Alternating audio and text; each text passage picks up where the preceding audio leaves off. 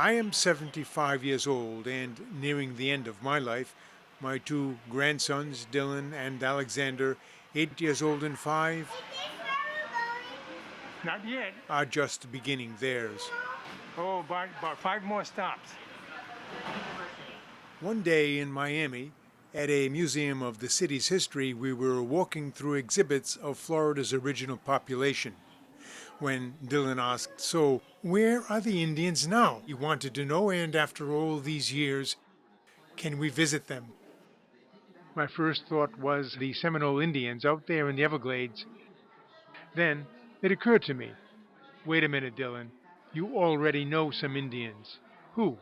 Your brother Alex, I said, and your mother, and you too, are descendants of the Taino Indians because your abuelo, Pedro, your other grandfather, is from the Dominican Republic.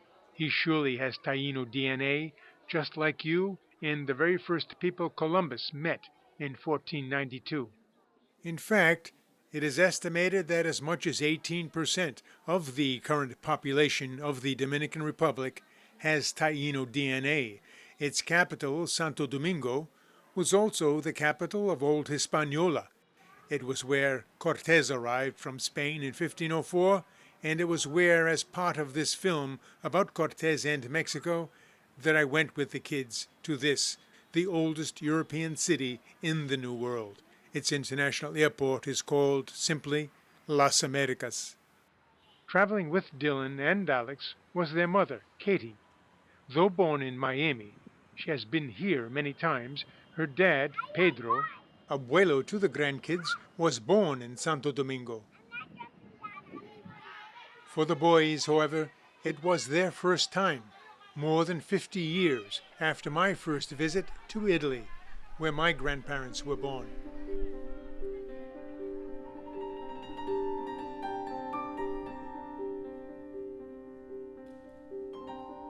It was the summer of '65. I was traveling on my own for the first time, and all alone, but for whatever reason that year, I was 20 at the time, I had no plans at all to visit Venice, Italy's most iconic city. I had stopped in Florence and Pisa and Milan. In Siena, I was there for the famous Palio. I had gone as far south as Naples and Pompeii. But the whole point of that summer's journey in '65 was, yes, to see and experience Rome, Caput Mundi, capital of the ancient world, but also there was again that odd nostalgia for something missing, something never experienced, impossible to experience, the ancient world itself. I stayed in Rome at, of all places, the Salvation Army Hotel, behind the train station. It's still there. And so from there one morning, leaving new friends behind, never to see them again, I set out for the Autostrada del Sole to hitchhike. I was picked up by 2 Italian architects in a Volkswagen. They were going to Trieste on the Yugoslav border, and they would, if I liked, drop me off in Venice.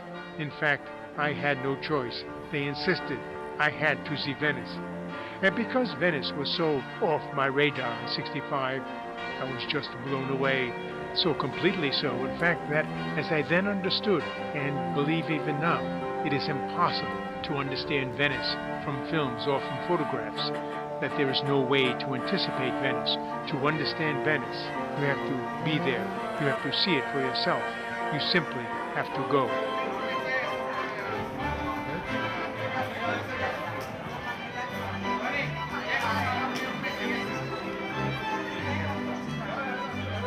This is Piazza San Marco. If Napoleon once did call it the drawing room of Europe, I have lingered myself many hours here, and perhaps you have also. But how many of us have ever been to Venice of the New World, to Tenochtitlan, I mean to say? Do you even know where it is? Does it even still exist? Well, yes it does, and no, it does not.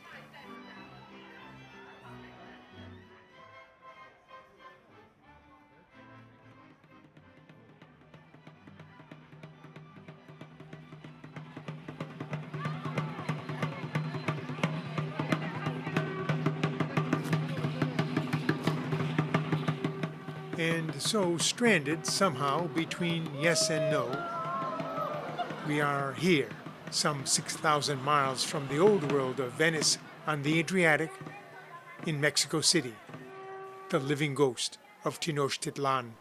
To the Aztecs, it was their Caput Mundi, their capital city of the world. And this, behind me, the National Palace, the political center of modern Mexico, was built on the site of and with the demolished remains of the Palace of Moctezuma, the Aztec sovereign.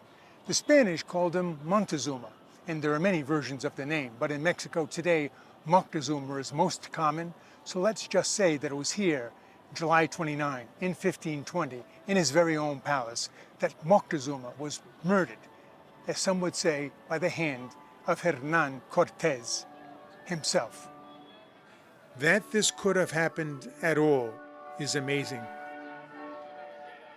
That it happened in little over a year after Cortés had landed on the Gulf Coast of Mexico in April of 1519 is astonishing.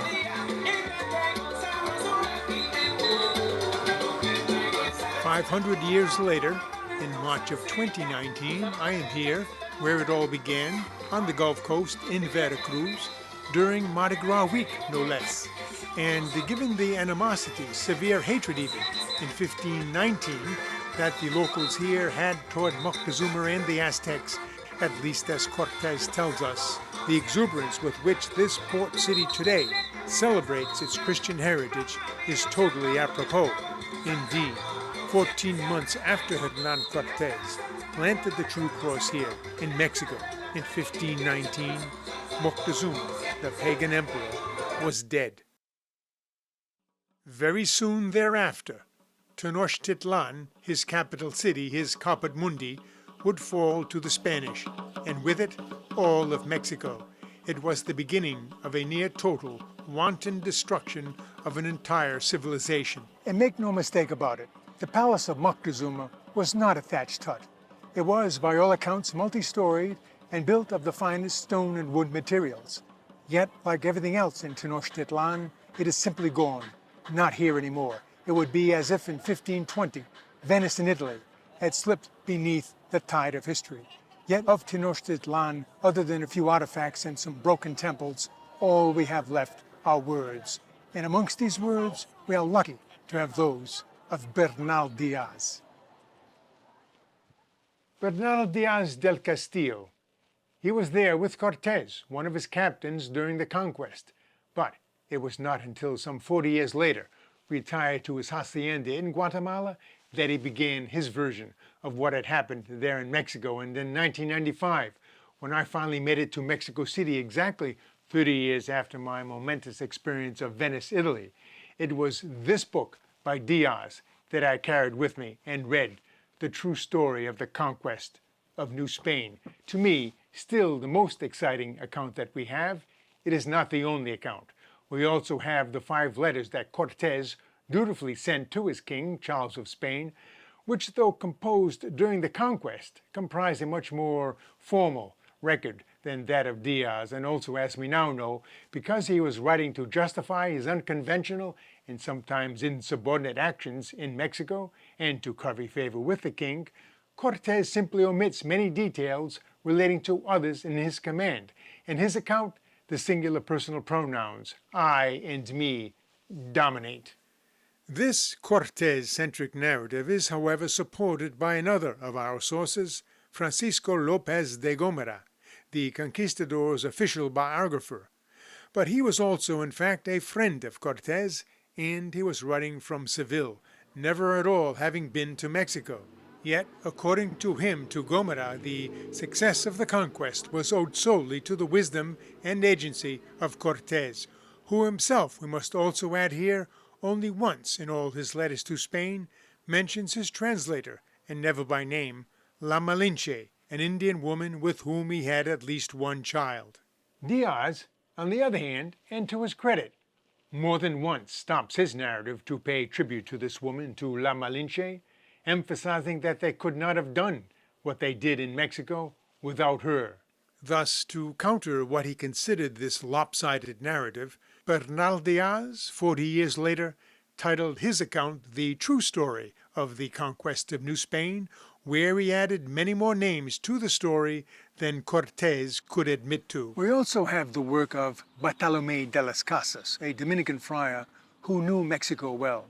He, in fact, had a decidedly caustic view of Hernán Cortés and would later, importantly, become an apologist for the Indians.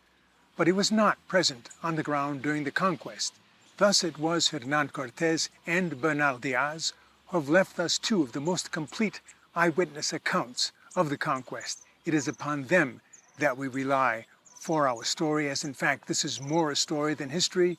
If there is any such thing as history, does anyone really know everything exactly of what happened yesterday, for example? But if we do approximate history here, it will be more in line with the original meaning of the word, of inquiry, of investigation, of wonder, of wondering why, for example, and most importantly to me, why in 1521 did Hernán Cortés completely obliterate Aztec culture and Tenochtitlan in particular. Luckily, we have here behind me, in Chapultepec Park, in Mexico City, the fabulous National Museum of Anthropology. In fact, most of the material evidence of Aztec culture in Mexico is preserved in museums like this one in Chapultepec. Built in the 1960s, it is the premier museum in all of Mexico. And as we walk past the stunning artifacts here, and later, as we travel La Ruta Cortés from Veracruz to the capital, we must ask ourselves this about that momentous meeting in 1519 between Cortés and Moctezuma, the climax of a long trek inland by the Spanish. What actually happened there on that causeway leading into Tenochtitlan? Was it simply a meeting of two men eyeing one another, assessing strengths and weaknesses? It certainly was that. But was it not also the meeting of two worlds, the dominant powers of two halves of the planet, Castilian Spain and Aztec Mexico, a clash of civilizations, in fact, unlike anything this planet has seen to date, and, short of an alien invasion, will never see again? How well I do remember my first reading of Diaz, especially his description of when they first caught sight of the imperial city. They had just climbed to a high mountain pass, where I am now, between two volcanoes. Today it is called El Paso de Cortés, about 30 miles southeast of the city. But the city is not visible from here. It was not until the following day, and some miles later, descending, that they first caught sight of Tenochtitlan. 40 years later, sitting in his hacienda in Guatemala, Diaz memorialized that first impression. The next morning, we reached the broad high road Vistalapan, whence for the first time we beheld the numbers of towns and villages built in the lake, and the still greater number of townships on the mainland, and the level causeway running straight into Tenochtitlan. Our astonishment was raised to the highest pitch, and indeed we could not help but turn and remark to one another that all of these buildings and palaces resembled the castles we had read about in fairy tales. So high and so majestic and so splendid were the temples and towers and the houses of the city, all built of massive stone, rising up out of the lake, that many of us believed we were living in a dream. I am here with two actors, Bob Gonzalez and Petrus Gregorious, who will capture for us Bernal Diaz and Hernán Cortés as we rehearse for what will be a staged version of this documentary. We were as if living in a dream, he said. Indeed, it could well have been a dream, because in fact, in 1521, immediately after the conquest and preparation for the Mexico City we see today, Cortés, with 150,000 men, likely all slaves, leveled the Aztec capital, and with the rubble, filled in all its canals. It took less than 2 months. Meanwhile, in Italy, hundreds of years more ancient, the canals of Venice are still available to us to see, to experience, to wander in, to wonder in. Thus, the wonder of my first steps into the island city of Venice in 1965 was matched in 1995 by an overwhelming sense of loss, because from the very men who destroyed it, we know that Tenochtitlan was, like Venice, a city of innumerable islands that seemed as if floating, mirage-like, not on a lagoon as in Venice, but on a grand lake system dominated by Lake Texcoco, and that all of these islands were interlaced with canals, with bridges here and there, or with crossings like this one, and with many of the outlying islands lined with well-tended gardens like these, still extant in Xochimilco.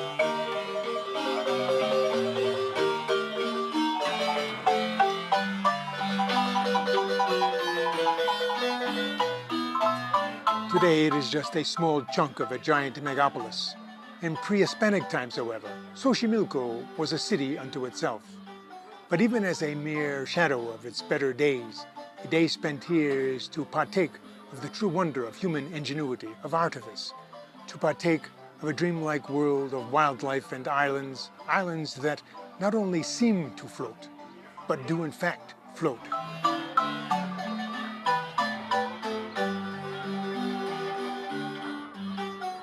They were called chinampas by the Aztecs and still called that today, patches of earth that draw sustenance from the lake and which in Aztec times supplied the city with much of its food.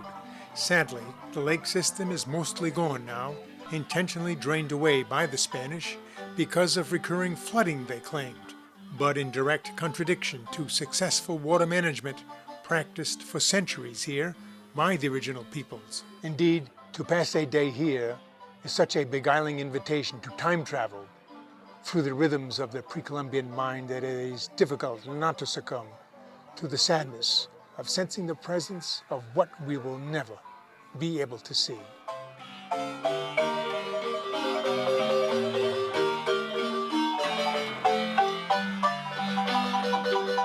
This true sadness is to me the true story of the conquest and destruction of old Mexico, and it is what we are about today as we dance with Cortés from here, Veracruz, his city, the city of the true cross, to Tenochtitlan, Moctezuma's city, the beating heart of Aztec Mexico. Our trek will take us through most of the towns and landscapes described by our two eyewitness guides, Bernal Diaz del Castillo and Cortés himself. It will end with that momentous encounter on a causeway in Tenochtitlan, November of 1519, Cortés and Moctezuma, the last Tlatoani of Aztec Mexico. It was 1980 when I first read Bernal Diaz, so I was, 35? About the same age as Cortés and Diaz when they began their march to Tenochtitlan. And I can remember my outrage, that youthful child of the 60s, indignation at the gangster Cortés and his cabal for having brought so much destruction to Mexico.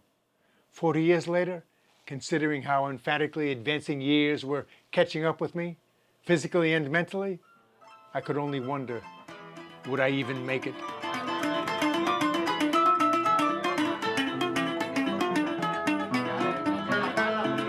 In fact, as I begin my march to Mexico City, I am more than twice the age of either Cortés or Diaz in 1519, and reading them anew, I can only marvel at the sheer audacity and yes, make no mistake about it, courage that these gangsters must have had, this grungy brotherhood of 600, in the face of hundreds of thousands of Indian combatants prone to human sacrifice, not to mention rumors of cannibalism, and of course, no maps, no Apple Play, no GPS. On the other hand, in 2019, I was actually more alone than they were. One man, one camera, an old man, a grandfather, to Dylan and Alexander, who would, unbeknownst to them, help me out from under that odd nostalgia again, for something missing, something never experienced, impossible to experience.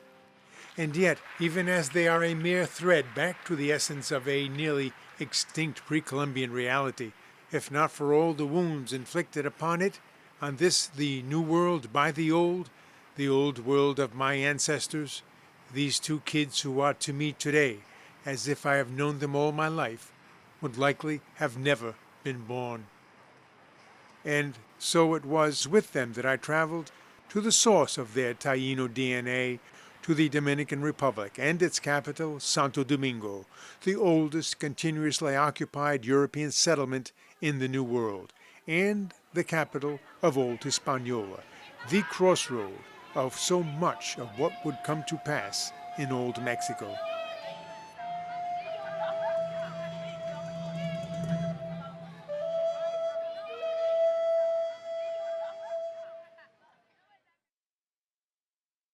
In 1504, just 12 years after Columbus first landed here, Hernán Cortés arrived, precisely where Abuelo Pedro Curiel was born in 1956. Grandfather to Dylan and Alexander, and almost certainly of Taíno blood. Who knows? Perhaps he also carries DNA of the original brothers of the conquest. Okay, so Hernán Cortés de Monroy y Pizarro.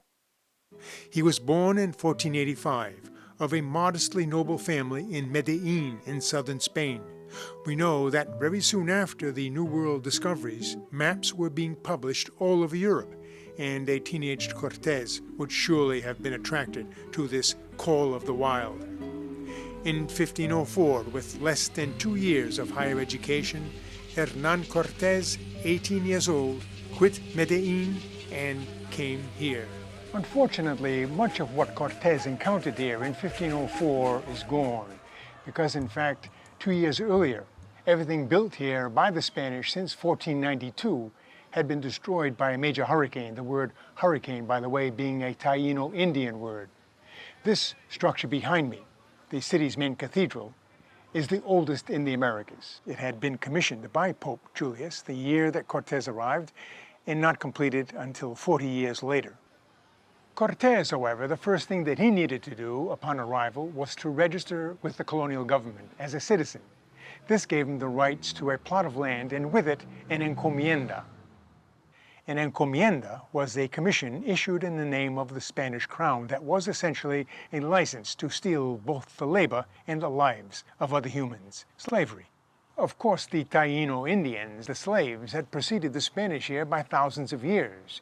Yet this complicated, often brutal, always self-righteous communal slave system survived well into the 1700s. But sooner or later, Cortés would want to up his status in New Spain.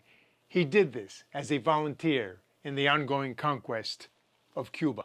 This was in 1511.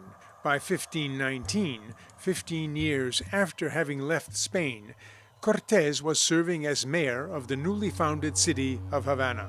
And it was in Havana that Diego Velázquez, governor of Cuba, chose Cortés to captain an expedition to assist the ongoing subjugation of the Maya peoples on the Yucatan. Cortés responded with vigor. He quickly collected some 600 men and 11 ships for the task. But just as he was about to set sail, he suffered a falling out with Velázquez, who then changed his mind and ordered the younger man to stand down. Cortés, in a move that would characterize his entire career, simply ignored the governor. In February of 1519, he departed Havana with his ships, his men, and 13 horses. He continued on to the Yucatan and made landfall in what is now Tabasco, on the saddle of the Yucatan. Famous today for these monumental heads, carved by the more ancient Olmecs, it was here that Cortés and his men, for the first time in Mexico, came under attack. It was also on the Yucatan that Cortés found a Franciscan priest, a Spaniard by the name of Hieronymo de Aguilar. Aguilar had been captured by the Maya 8 years earlier, after a shipwreck. Importantly, during his long captivity as a slave, he learned the Chantal Maya language. This was crucial because just days later, Cortés would encounter certain hostile tribes in Tabasco whose chieftains, after accepting a quick defeat, gave Cortés a passel of young indigenous women. These were the first gift of women and girls that Cortés would receive in Mexico. Many more would follow, of course, the vanguard of a modern Mexico and its distinctive mestizo culture, but amongst them was La Malinche, the soon-to-be mistress of Hernán Cortés and the mother of his first-born son, Martín. Instead of huddling on deck, however, as the other girls did, she took to prowling the deck asking every kind of indecipherable question about everything she saw. Diaz recalls her that day as of good appearance, a busybody, and very forward. But importantly, Malinche was Nahua, thus fluent in the Aztec language, and because she also spoke Chantal Maya, Cortés could now communicate with the Aztecs through her and the Spanish priest Geronimo de Aguilar, who also spoke Mayan. Though Cortés in his letters to Spain never mentions by name La Malinche or Doña Marina, as she was christened upon her conversion to Christ, Diaz does, and more than once. It was through her only, under the protection of the Almighty, that many things were accomplished by us. Without her, we never should have understood the Mexican language, and upon the whole, have been unable to surmount many difficulties.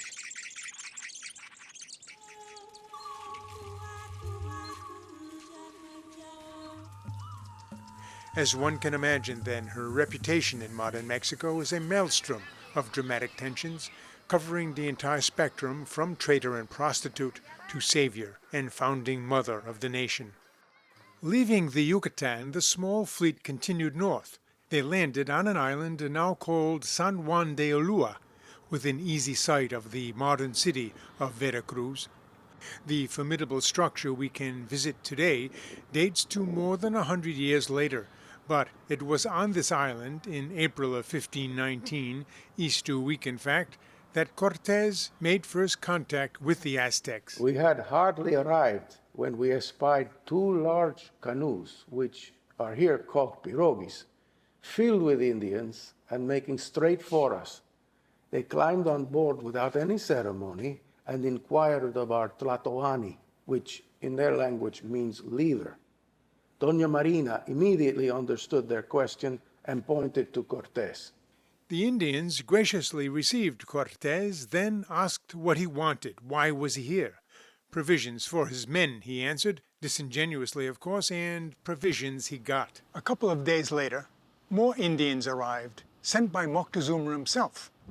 They were soon treated to the first Catholic Mass, celebrated in Mexico, an Easter Sunday Mass no less, with tall white men plunging to their knees, uttering strange oaths. Cortés then hosted an Easter feast, wine and tablecloths included, after which he gave his stump speech as the humble servant of the greatest lord of the universe, Charles V, from whom he, Cortés, must deliver a message directly to the great lord of Mexico, wherever he is. So, where is he? At this, one of the chiefs, whose difficult name the Spanish truncated to Tendile, had to object. You have hardly arrived here, he said, and you want to speak to our Lord Moctezuma? Receive this present, please, which we give you in his name, and afterwards you will tell me what you want of him. And so it was from this cacique, Tendile, that Cortés first learned about Moctezuma and his island city. The Aztecs had arrived in the high valley of Mexico a little more than 200 years previous. A Mexica population descending from the north, they gravitated to the shores of the already settled Lake Texcoco. They called themselves the Tenochca, and even as their language was the same Nahuatl as the other Mexica peoples, they were shunned by the lakeside towns, forcing them to take refuge on the lake itself, on an island. Within 100 years, the Tenochca would grow that island to be the dominant city of the entire valley of Mexico. They named their city Tenochtitlan. But if our conquistador was getting a sense of how important Tenochtitlan was in this terra incognita, he had also begun to understand how he might work an advantage here. He ordered a chair be brought out, and not just any chair, but an armchair beautifully painted and adorned with precious stones. He addressed Tendile. I said, this chair is for their monarch Moctezuma, that he might sit in it when I should pay him a visit. The chair is a present, I said, from the Spanish Emperor Charles, as a proof of the esteem in which he held him. Yes, said Tendile. Moctezuma was delighted with the arrival of such courageous men. He wished also very much to see our great emperor, such a powerful monarch, of whom, although residing at such a vast distance, he had already gained some knowledge, and Moctezuma would soon send him a present of valuable stones, and was ready to furnish us with everything we might require during our stay. But as for Cortés calling upon Moctezuma, we had better give up all thoughts of that, as it was not necessary and would be accompanied by only the greatest difficulties. Moctezuma's imperial governors departed satisfied that the quantities of gold given to the strangers had bought them off. Little could the Aztecs yet appreciate that gold would only whet the conquistadors' dreams of conquest. Tendile would later, in fact, shuttle between Cortés and Moctezuma at least 2 more times, his message always the same and always cordial. An audience with Moctezuma was out of the question. But with each visit, the Aztecs brought exquisite gifts from Moctezuma, an expression of not only peace, but also, in the Aztec mindset, of power. The strangers, however, misunderstood these gifts. They saw only fear and weakness. As it happened, a couple of days after Tendile had departed for Tenochtitlan, Cortés and company were on the mainland, where I am now, directly across from San Juan de Ulúa. And there they were very cautiously approached by men from a nearby tribe. Diaz picks up the story. These people, in both dress and language, differed entirely from the Mexicans that Moctezuma had sent to our camp. They all had large holes bored in their underlips, in which they wore pieces of either blue speckled stone or thin plates of gold. And they spoke Totonac, a language quite different than the Nahuatl tongue of the Aztecs, but 2 men did know the Aztec tongue, and from them, Doña Marina, La Malinche, quickly understood the deep hatred that the Totonacs had for the Aztecs. So Cortés wanted to know, Moctezuma is your enemy? Indeed, to the death. And so does Moctezuma have other enemies here also? Innumerable. The entire country hates the Aztecs. With this, he was beginning to assay the soft Aztec underbelly, the hatred that almost all the surrounding peoples had for the Aztecs. From this moment on, Cortés was absolutely convinced he was going to Tenochtitlan.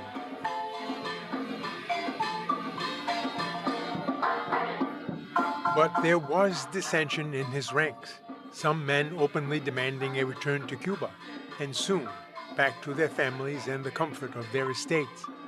Had not 35 of their number already died in battle, and now about to face tens of thousands of Aztec warriors? They also knew, as Cortés did, that his nemesis in Cuba, Diego Velázquez, the governor, had expressly prohibited Cortés to settle in Mexico. But Cortés had in fact early on promised his men that he would, meaning that the gold already received and more to come would lawfully belong to the colony and to Cortés, and not to the greedy governor. Cortés then feigned as if to give up on the colony and let the malcontents leave.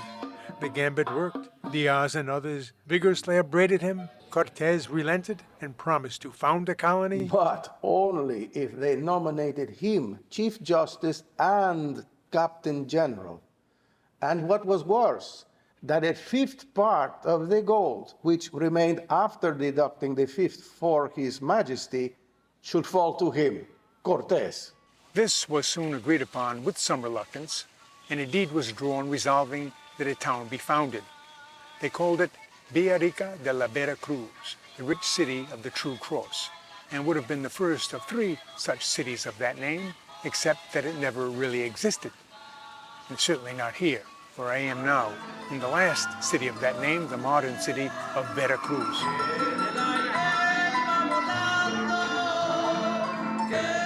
And it never existed because basically that town existed as a document only, which supported the rigged elections of officials.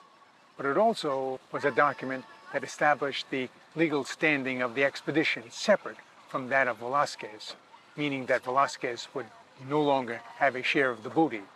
But finally, and most important, it established the legal structure of the conquest, Rather dubiously, of course, this was called the Inquirimiento. El Requerimiento was a document that declares a fundamentally new state, and with it, a new social order. Interestingly, it was a tool the Spanish adopted from the Arabs during their conquest of Iberia. The Spanish updated it, of course, with the notion that since the New World belonged to no one, anyone could claim it, as long as they promised to bring the true religion to the pagan inhabitants. After leaving some men behind to guard the ships, Cortés began his march to Tenochtitlan. He took with him 500 Spanish soldiers, 13 horses, and 15 cannons. But even more crucial than the weapons and steel that they had and the Aztecs had not, he took with him hundreds of native warriors, men from coastal polities who hated the Aztecs as much as he, Cortés, lusted after Aztec gold. He also had his consort translator, Doña Marina. For my trek inland, however, to the Aztec capital, instead of Doña Marina, I had Google Translate, plus Apple Play and Google Maps, built into the steel frame of my rented Volkswagen Passat. How could I go wrong, I said to myself, out loud in fact, as I happily left the airport rental lot in Veracruz. Less than 90 seconds later, 90 seconds, I was flagged by 2 policemen dressed in foreboding black, demanding $360 for a totally bogus traffic infraction. After a full half hour, the 3 of us jousting via Google Translate, we settled on $200 American, cash, no ticket, no receipt. Wearily would I begin my route to Cortés, but before I did, in Veracruz, I first removed both the front and back plate frames that might advertise me as a rich gringo. On their first day out, the conquistadors marched north along the coast. We beheld the lovely shores and savannas, which were so many and so beautiful that, as fruitful lands, in all of Spain there could not be anything more peaceful to the eye. We then came to a deep river, which we crossed by means of some old canoes we found there, though I myself swam.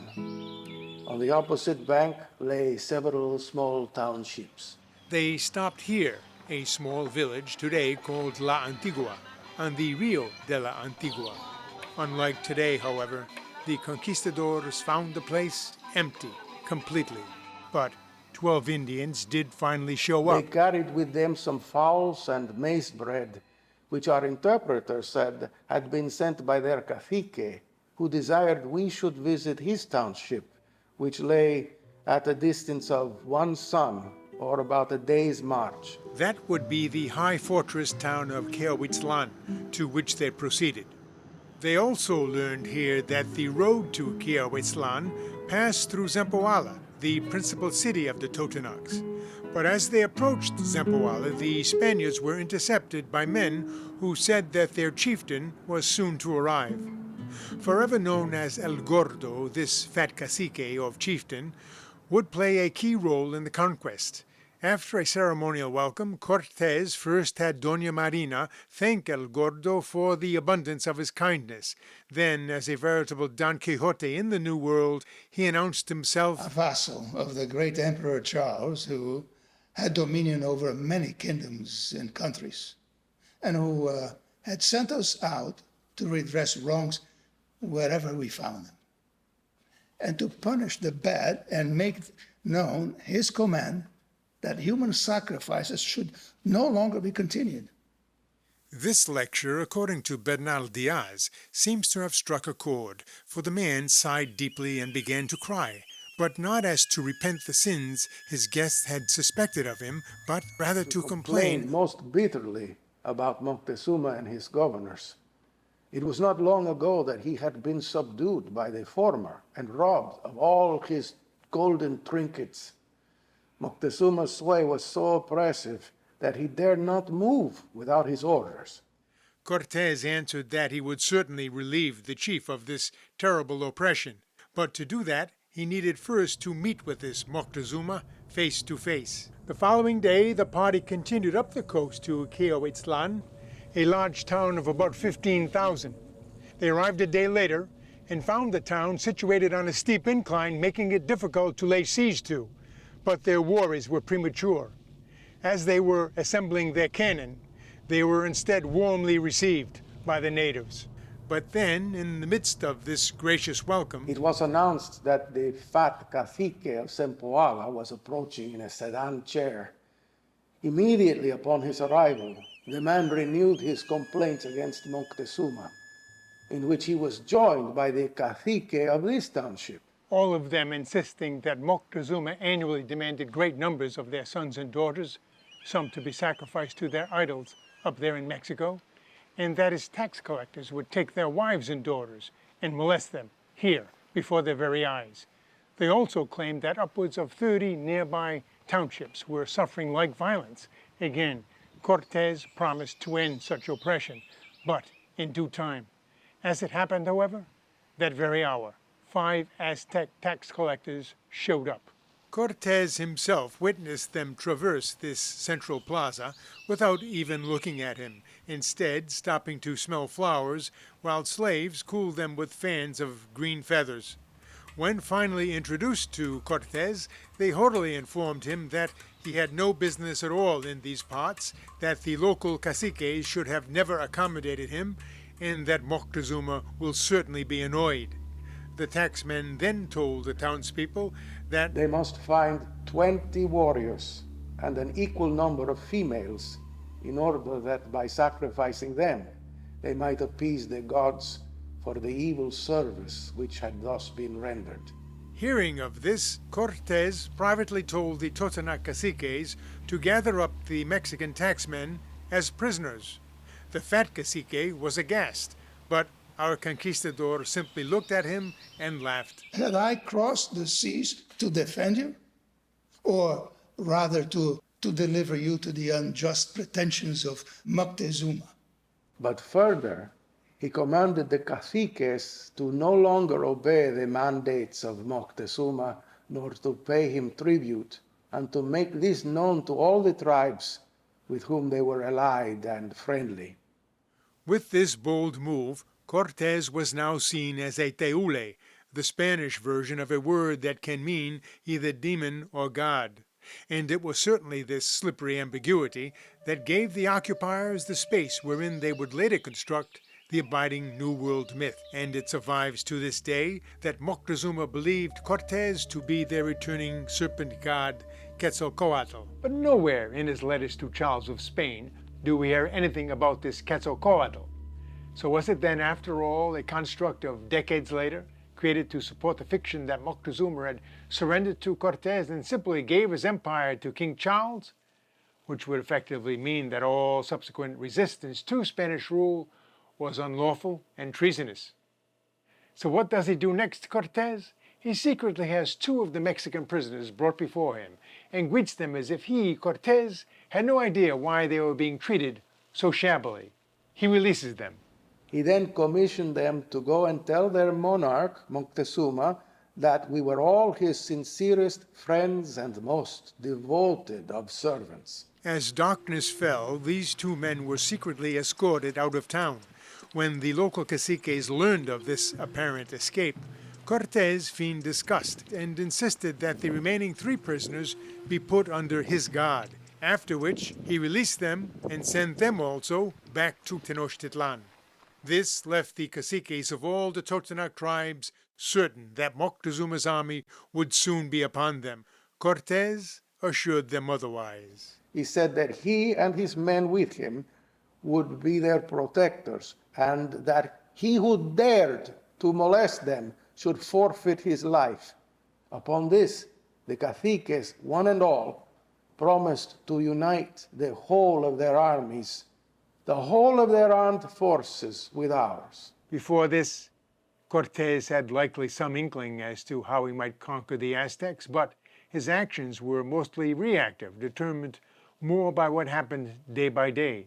Now, however, he was certain that the Aztecs had already weakened themselves by the ocean of tears they had inspired throughout Mexico. Thus, the question that historians have since posited, was this a clear-cut war of conquest, or rather, had the conquistadors stumbled into a nascent civil war?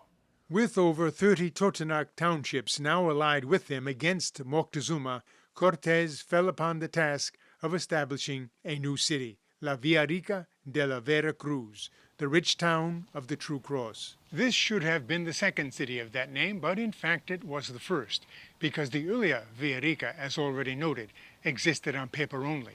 According to Diaz, this new Villa was established about 30 miles north of the port city of Veracruz, and 2 miles from here, the hilltop fortress of Queohuitzlan, from where we can easily see behind me the peninsula that once gave Spanish galleons protection from storms.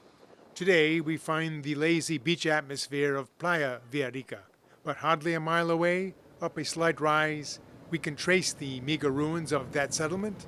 According to Diaz, first of all, we marked out the ground for the church and the market, then storage and other public buildings belonging to a proper town, and Cortés himself put the very first hand in, carrying a basket of stones and earth on his shoulders and working at the foundations. But Moctezuma was soon to realize that his taxmen were sequestered somewhere up here in the Totonac Mountains, and that all the tribes here were renouncing him. This was a grave insult. While a solution was being debated, however, 2 of the ex-prisoners showed up in Tenochtitlan. When Moctezuma learned that Cortés had freed them and sent them back to Mexico with the commission to offer his services, the monarch softened and resolved to make inquiries as to what our intentions were. Ambassadors were sent to Cortés along with gifts of great value. The conquistador assured them that he was there to serve Moctezuma, and that in fact he had taken the tax collectors under his protection, not as prisoners. Now, seeing that the dreaded Moctezuma, rather than sending his vast army, had instead sent his highest nobility to greet Cortés, the fat cacique declared that Cortés was a friend for life. Methinks that after what has happened with the taxmen, these people look upon us as gods or some species of beings, like their idols. Okay, so yes, there is confusion amongst the natives as to who these intruders were. But again, we see no reference at all to Quetzalcoatl. Then, after dealing with yet more discontent amongst his men, Cortés decamped and headed south, back to Zempoala. Arriving 2 days later, and after collecting another 2,000 Indian warriors, they continued on to La Antigua. And it was here, in La Antigua, where men aligned with Velázquez in Cuba did finally revolt. Wanting to return to Cuba, they commandeered a ship. Cortés intervened, had the leader hanged, and the feet of the ship's pilot chopped off. He claims then to have made an astounding decision to quell any further revolt. He ordered all the ships be scuttled and burned. Today, however, most historians agree that this burning of ships never really happened, that yes, the hardware was all removed, but that the ships were beached rather because of severe wood rot. And they seem to have been beached here at La Antigua, where the locals insist today that they were tied to this large tree directly behind me. Very near, in fact, the Casa Cortés, or the ruins of the house where Cortés once lived, here in La Antigua, up ahead. With the house here so much larger and better preserved than anything we found at the Playa Rica site, we can assume that it served Cortés much longer. In fact, soon after the conquest, this settlement became the official site of Veracruz. He then called a meeting of all the neighboring caciques, all of whom by now in revolt against Moctezuma, and he forged an alliance with them. This proved to be crucial, and he likely knew it even then, because before marching off, he adduced many beautiful comparisons from history, mentioning heroic deeds of the Romans, and we answered him, one and all, that we would implicitly follow his orders, that the die has been cast, that we were as with Caesar when he had crossed the Rubicon, and that everything we did was for the glory of God and His Majesty the Emperor. Their best path inland, they decided, was to head south again to Zempoala, then up the Octopan River. In Zempoala, they were advised that on their way to Mexico, to Tenochtitlan, they should visit the city of Tlaxcala, that the Tlaxcaltecas were deadly enemies of the Aztecs.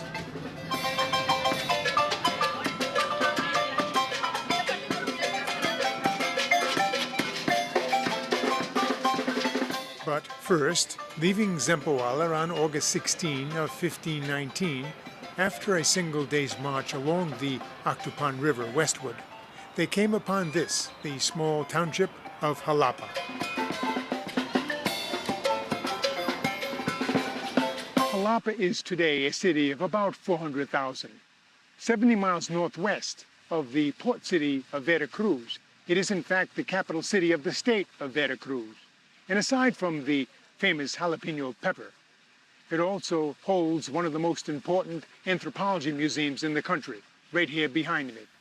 Some of the famously enigmatic Olmec heads are here in Jalapa, displaced from their site of origin in Tabasco, very near, in fact, where Cortés first met his mistress translator, La Malinche. From Jalapa, they passed through Coatepec, which calls itself the coffee capital of Mexico, and it might actually have more coffee shops than churches, which is interesting because the coffee bean, as an old world migrant to the new, much like cheese and pork and Christianity, is now so completely part of Mexican everyday life. Cortés then states they proceeded on to a settlement that Diaz named as Socochina. Historians believe that they were referring to a town we know today as Jico. As they were in friendship with the Zempoalans and paid no tribute to Moctezuma, we found the people here well inclined towards us. Thus, we erected a cross and explained its signification to the inhabitants and what great veneration was due to it.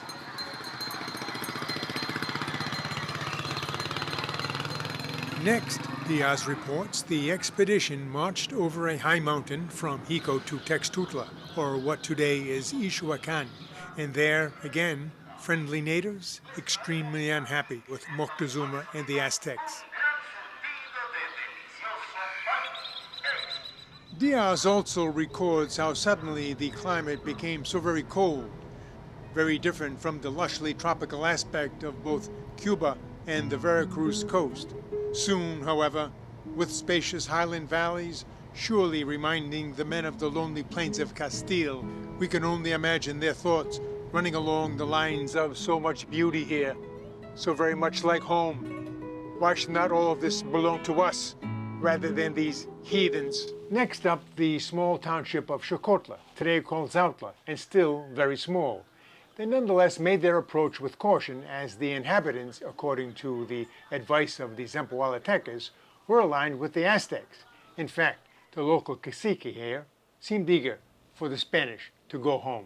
He spoke of the great and strong city of Mexico, how it lay in the midst of the waters, and that it was only by means of bridges and canoes that a person went from one house to another. That every house had a balcony and moats so completely isolating them that they might separately be considered as so many defensive castles. But this cacique also spoke of the great quantity of silver and gold. Cortés then delivered his requisite sermon regarding his holy religion. Seeing it fall on deaf ears, he proposed to his men that they should at least erect a cross. But Father Olmedo suggested otherwise, arguing that as subjects of Moctezuma, the Indians would only desecrate it. In fact, one certain spot in this township I shall never forget. Situated near the temple was a vast number of human skulls piled up in the best order imaginable. There must have been more than 100,000. I repeat, 100,000. Today, the town of Zautla has less than 1,000 inhabitants. So we must wonder, how did 100,000 skulls ever find their way here, dead or alive, and where might they be now? In classic jurisprudence, we have habeas corpus. Where's the body? In archaeology, we might wonder, where are the bones, the skulls? The fact is, the currently accepted evidence of human sacrifice in Mexico is based on individual excavations of bones that only rarely exceed the bones of 100 people. From the local cacique, Cortés was strongly advised that his best path forward from Zautla would be through the large town of Cholula. But again, the Zempoaltecas with Cortés advised Tlaxcala instead. They insisted that the Cholultecas were a treacherous people, and as Moctezuma had always a strong garrison there, we should instead choose the road to Tlaxcala, where the inhabitants were friends of theirs and sworn enemies of the Mexicans. Cortés heeded this advice, but upon nearing Tlaxcala and seeing an array of hostile warriors directly in his path, he stopped, and after consulting his men, he decided to engage the Tlaxcaltecas in a dialogue. But a dialogue was not forthcoming. Instead, a significant battle. The Tlaxcaltecas defended themselves right valiantly with their swords and lances, wounding several of our horses. But the blood of our men soon began to boil, and we killed 5 Indians. Then a swarm of more than 3,000 rushed us and poured forth a shower of arrows. Somehow the Spaniards were able to make forward gains, but were soon overwhelmed. Cortés ordered a halt. He called forth 3 previously captured Tlaxcalteca warriors and sent them back to the enemy with words of peace. When this failed, he ordered a massive barrage of firepower, killing many Indians, including 3 caciques. We had scarcely proceeded a quarter of a mile when we found the fields covered with warriors. They had large feather knots in their heads, waving their colors and making a terrific noise with horns and trumpets. In an instant, we were surrounded on all sides by such numbers of Indians that the plain, here 6 miles in breadth, seemed as if but one vast body of the enemy. A fierce battle ensued, wherein, incredibly, they lost only 1 man, but 60 were wounded, including Diaz. Cortés then quickly organized yet another peace overture. It too was rebuffed. Of what he did next, we catch him bragging to his men. Torched more than 100 villages, one of which had more than 3,000 houses. But as we carried the banner of the Holy Cross, God gave us such a victory that we slew many people without sustaining any injury ourselves. The Tlaxcaltecas did want an end to hostilities, the main obstacle being a disagreement between a blind man and his son. Xicoténcatl the elder was the Tlaxcalteca cacique. Xicoténcatl the younger was commander of the army. But every time the city's elders demanded that he, the young man, stop attacking the Spaniards, he ignored them. Amidst this discord, however, a delegation of ambassadors suddenly appeared in the Spanish camp, and with them gifts from their young commander.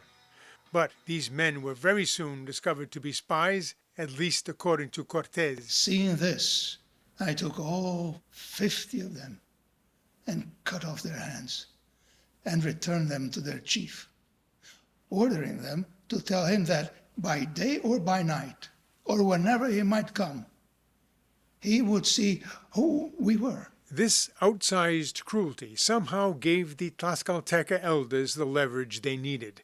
They forced their young commander to sue for peace. Ambassadors were sent to the Spanish camp, where they insisted that their hostilities had been because they knew the Totonac warriors, with Cortés, to be allies of the Aztecs. This they were sure of. They simply could not understand how the Totonacs might have turned against Moctezuma. Cortés, hopeful, remained cautious. I told them they should go and tell their chiefs to come hither in person, or send me some better warranty of peace. Because if they refuse to come, I would attack them at their very doors.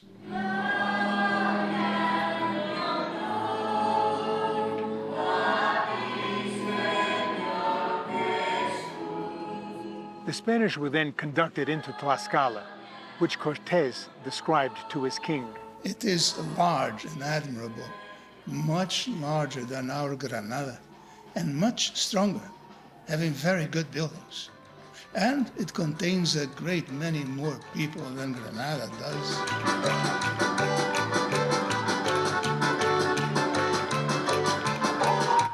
With a population today of about 100,000, Tlaxcala in 1519 was the largest city that any European had yet to see in the Americas.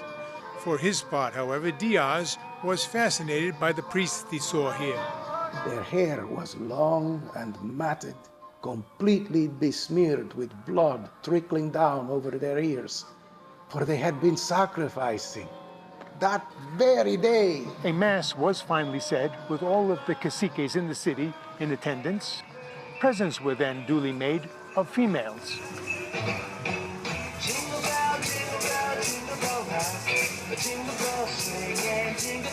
At this, Cortés turned to Father Olmedo and suggested that this might be a good time to lecture the caciques about the abominations they practiced in the name of their religion.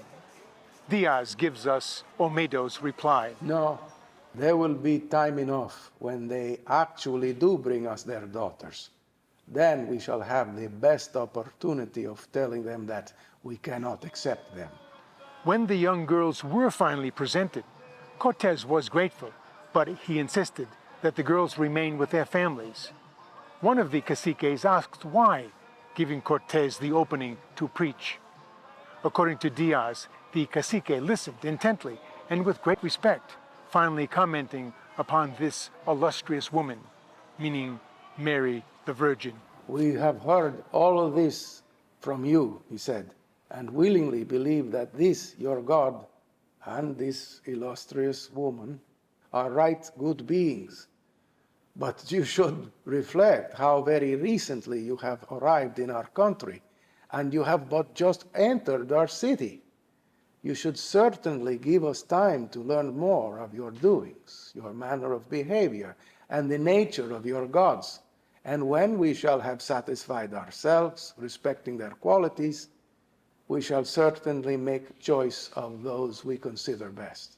The caciques went on to warn Cortés of the extreme danger awaiting him in Mexico, but then, according to Diaz, he heard more of what he claimed to have been hearing all along his march from the coast. About a certain god to whom they pay great honors, who had told them that there would one time come from the rising of the sun, out of distant countries, a people who would subject and rule over them.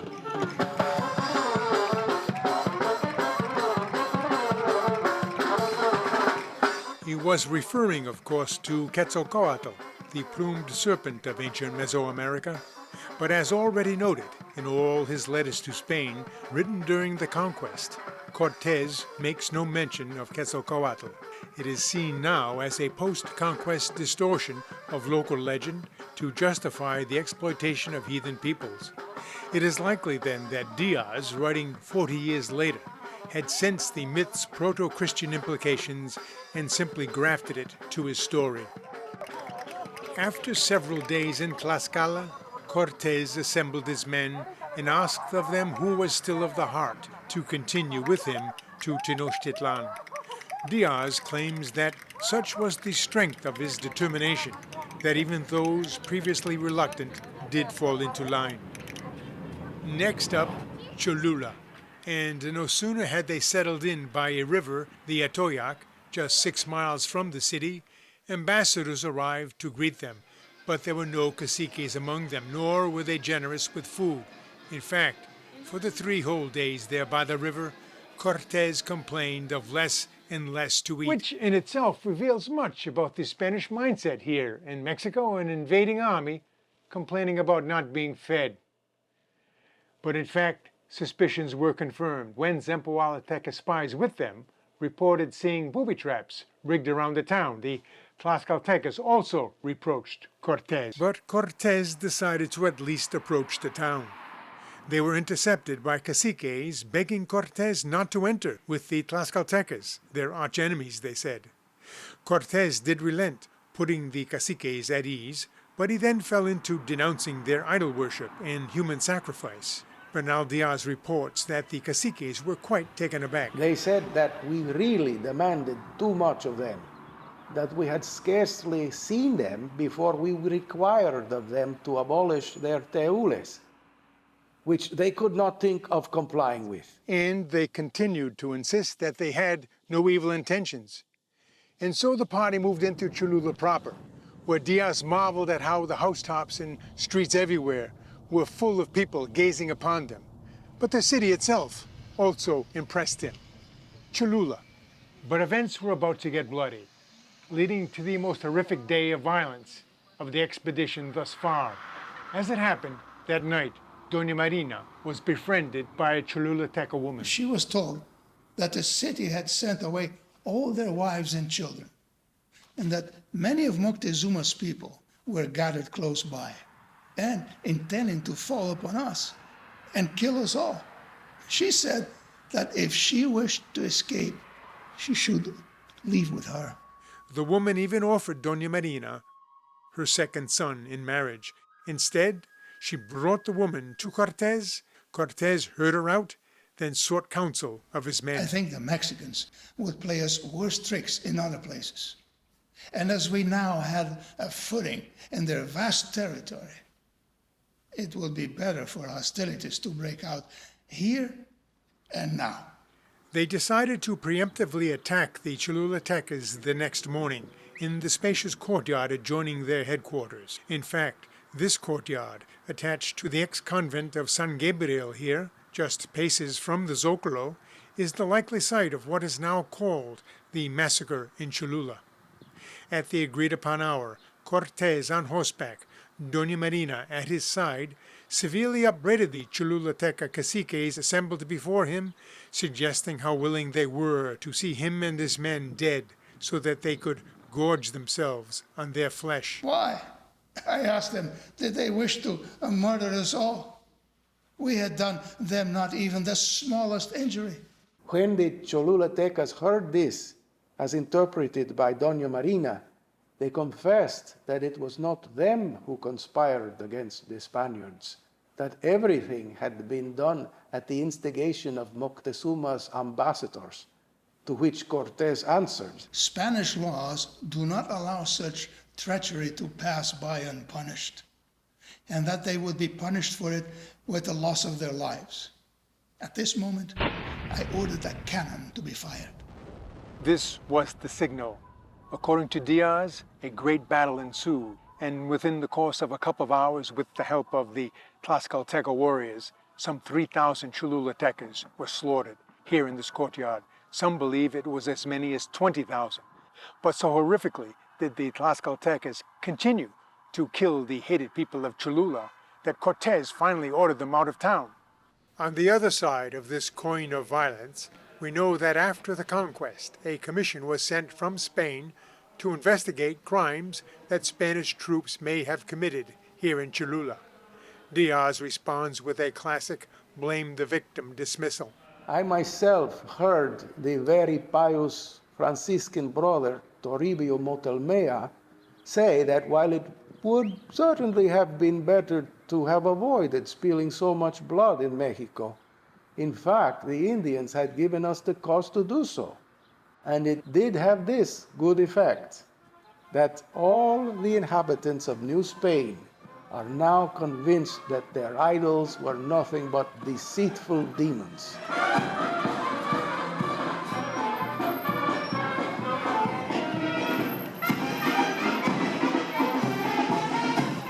And residents here today do insist that Cholula has as many churches as days in the year. But the premier church of Cholula is this one. Erected after the conquest, it occupies the summit of what is the largest pyramid in the Americas. Indeed, as an earthwork pyramid, laced as it is with several miles of tunnels, it rose over centuries in layers, multiple layers, the first one built to honor Quetzalcoatl, the plumed serpent. When the Spanish arrived, however, the uppermost altar had by then been dedicated to the goddess of 9 rains. Thus it was that after the conquest, Spanish Catholics co-opted the healing rains and built their sacred altar to honor the Virgin of the Remedies.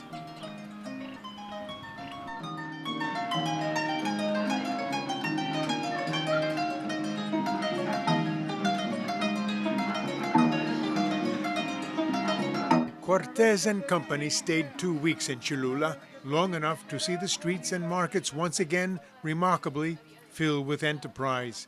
It was as if nothing had happened.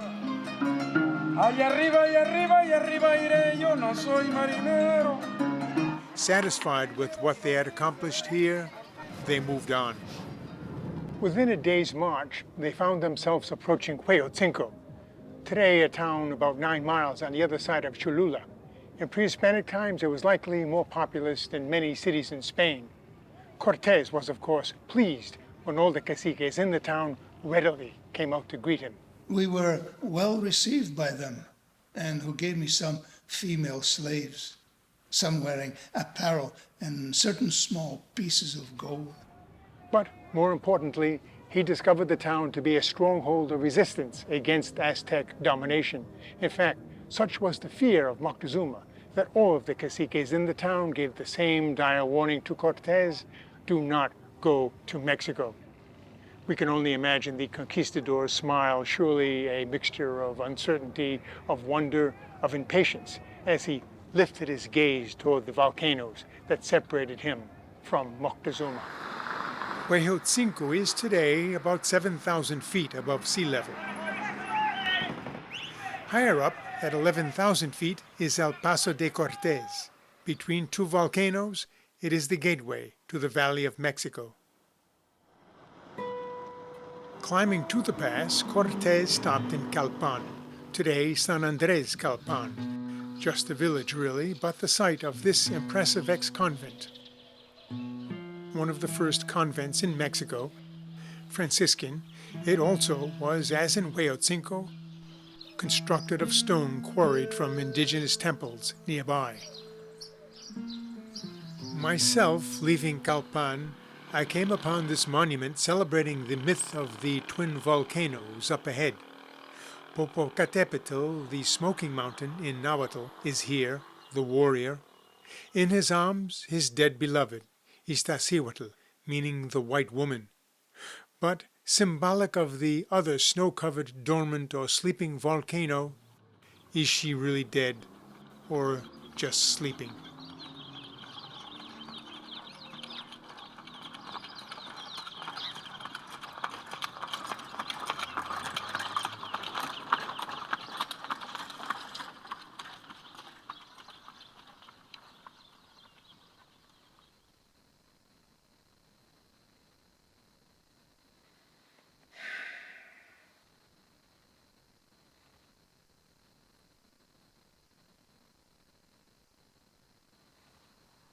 My climb to El Paso de Cortés was the most difficult part of my Cortés adventure. 17 miles below the pass itself, my Apple CarPlay gave out, meaning that now no GPS and of course no phone service. I was completely alone. I encountered not one other person during that whole time. And it was 17 miles of, aside from some sand here and there, was mostly rocks, sharp enough to cut one of my tires. It didn't flatten it, thank you.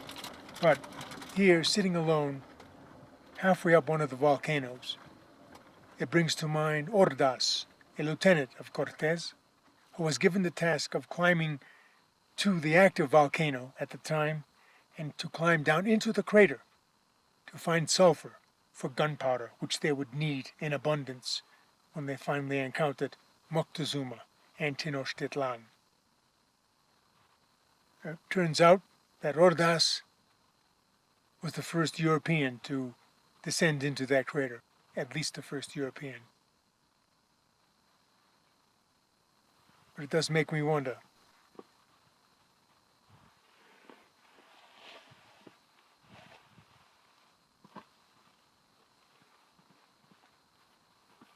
Well, ¿Cómo estás? Sí, sí, bien.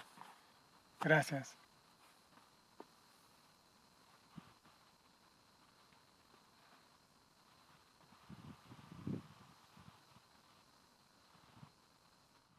Yes, so Ordaz, it does remind me that he was at least half my age. I am 75 now.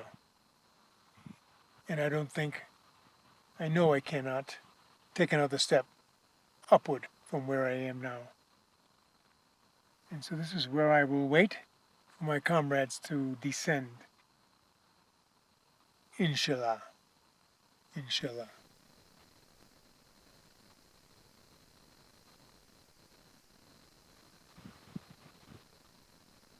I had, in fact, that day joined 3 students at the visitor center below who were on their way up Iztaccíhuatl, this, the sleeping volcano. And much too exhausted to continue, I did have to stop and wait for them to return, and they did. See? The worst part is going down.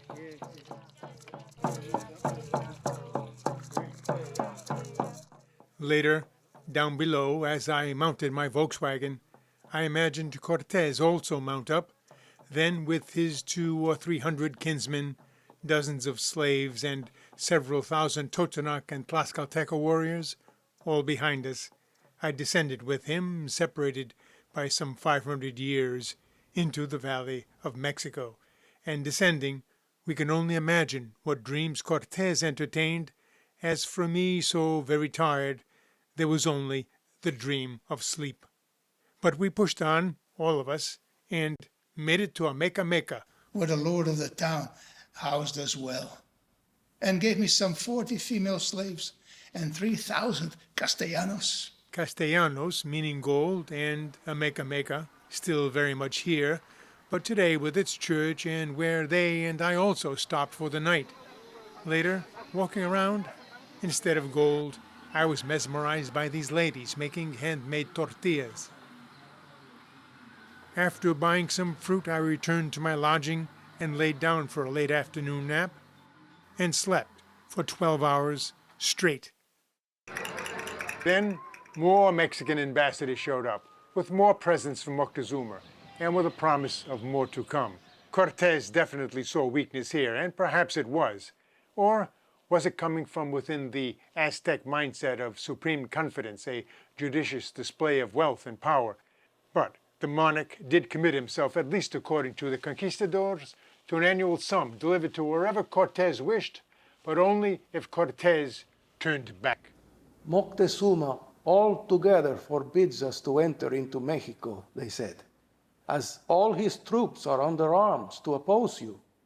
On top of which, the only access to the metropolis is by one narrow causeway, and we could not supply you with provisions there. To this I smiled and embraced Moctezuma's men as if they were long-lost friends.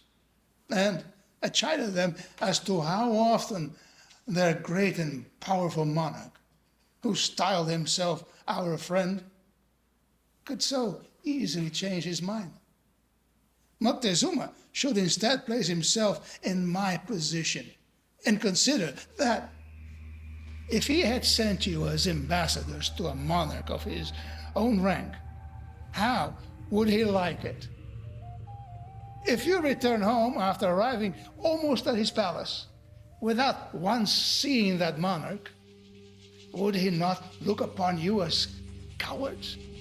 Cortés sent the ambassadors back to Moctezuma and resumed his march.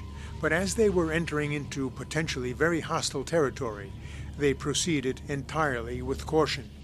They stopped, finally, just short of Iztapalapan, a town built half on the hill and half on the lake. Early the next morning, a swarm of Mexicans was seen approaching.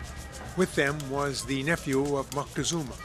This was Prince Cacamatzin of Tezcuco, who entered the Spanish camp in such splendor, a clearly astonished Diaz realized that this was the first time that they had seen a real Aztec chief. Continuing on with the prince, the Spaniards were taken aback by the crowds of curious inhabitants that surrounded them such that they could hardly move forward. The next morning brought them to the broad high road leading into Iztapalapan proper. We were quartered here in palaces of large dimensions, surrounded by spacious courts built of hewn stone and of cedar and other sweet-scented wood. The gardens adjoining the palaces were astounding, and the numbers of trees of the most delicious odors. The rose bushes, many different flower beds, and the fruit trees which stood along the paths. There was likewise a basin of sweet water, which was connected with a lake by means of a canal constructed of stone of various colors and decorated with figures. And it was from here that the conquistadors could now clearly see how splendorous a realm the capital was. In the distance, Tenochtitlan, as if levitating over the shimmering waters of Lake Texcoco and accessed by only 4 causeways. The following morning, in the company of Prince Kakamatzin, they mounted one of these elevated causeways that, Diaz insists, was 8 paces in breadth and running straight as an arrow into the heart of the Aztec world. At regular distances, we passed over newly built bridges until before us, in all its splendor, lay the great city of Mexico. And we who were gazing upon all this, passing through innumerable crowds, were a mere handful of men, our minds full of the warnings which the inhabitants of Huetzotzinco, of Tlaxcala, of Talmanalco had given us, urging us not to expose our lives to the treachery of the Mexicans. Thus I safely ask the kind reader to pause a moment and ask whether he thinks any man in this world had ever ventured so bold a stroke as this. They soon arrived at the intersection of a canal leading to Coyoacán, a Nahuatl word meaning place of the coyotes. It is where, in fact, Cortés lived after the conquest, far enough away from Tenochtitlan while his workmen were busy destroying it. Coyoacán is now the fashionable neighborhood where Frida Kahlo once lived with her husband, Diego Rivera, here in Casa Azul. Rivera, of course, famous for his murals of the conquest in Mexico City's National Palace. But closing in now on his prey and claiming that as many as 1,000 noblemen came out to greet him, all of them richly dressed, Cortés chafes with impatience. And when they had come, each one approaching me, but before speaking, would use a ceremony which is very common amongst them, of putting his hands on the ground, and afterwards kissing the ground. Just beyond one more bridge, it was announced that Moctezuma was approaching. Diaz reports his first sighting. He was surrounded by other grandees of the kingdom and seated in a sedan of uncommon splendor. Then, at a place not far from town, where several small towers rose together, the monarch stopped. As he raised himself up, caciques supported him under his arm, while others held over his head a canopy of exceedingly great value, decorated with green feathers and gold and silver and pearls, all hanging down from a type of border altogether curious to look at. Moctezuma was sumptuously attired and had on a type of half-boot, richly set with jewels, with soles made of gold, solid gold. In contrast, the other lords were all barefooted. But they were also most richly clothed, and with them there were many other grandees around the monarch, some holding the canopy, others standing the road before him, sweeping, spreading cotton cloths on the ground so that his feet might never touch bare earth. As we approached each other, I descended from my horse and was about to embrace him, but his lords in attendance prevented me with their hands. that I might not touch him. But Diaz remembered it a bit differently, almost like a dance. After Cortés alighted from his horse and advanced to meet him, many compliments were passed on both sides. Moctezuma bid Cortés welcome, who, through Doña Marina, said in return he hoped His Majesty was in good health. And if I still remember rightly, Cortés, Marina next to him, tried to concede the place of honor to the monarch, who, however, would not accept of it, but conceded it to Cortés instead. But after he had first spoken to me, all the other lords who formed these two processions all saluted me, one after the other. And then, as I approached to speak to Moctezuma, I removed my necklace of pearls and glass diamonds and put it on his neck. And after we had walked along together, one of his servants appeared, carrying two necklaces wrapped in cloth. They were made of colored shells and golden shrimps, executed with great perfection. Moctezuma took the necklaces and put them both around Cortés's neck. Continuing on, walking hand in hand, they arrived at a large and palatial residence.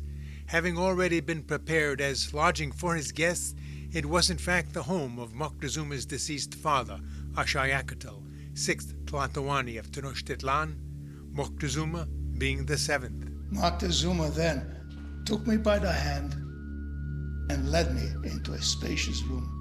It was in front of the court where we had just entered.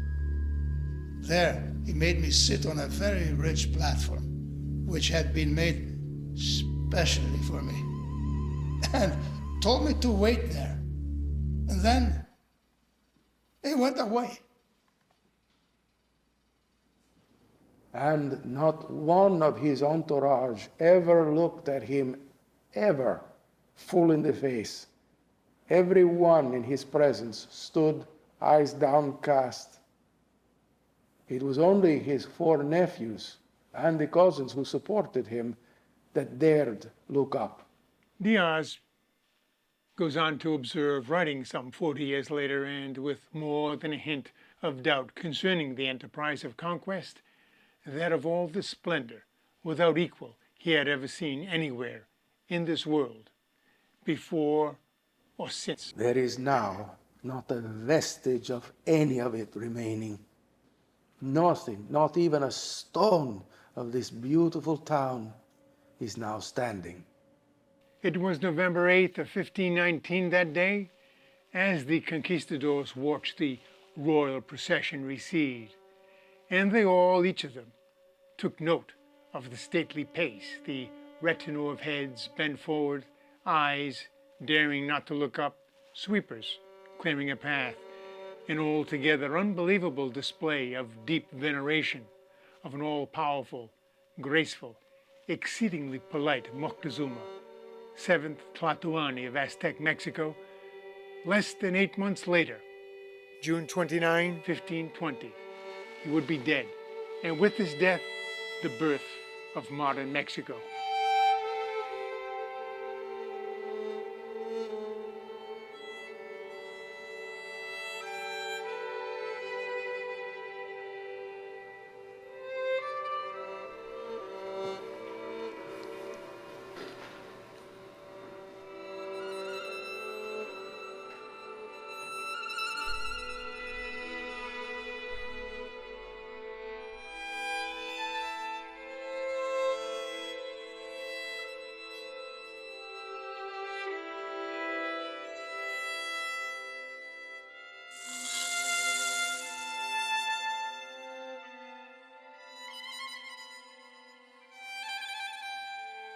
After much bloodshed, Tenochtitlan, in October of 1521, fell to the Spanish.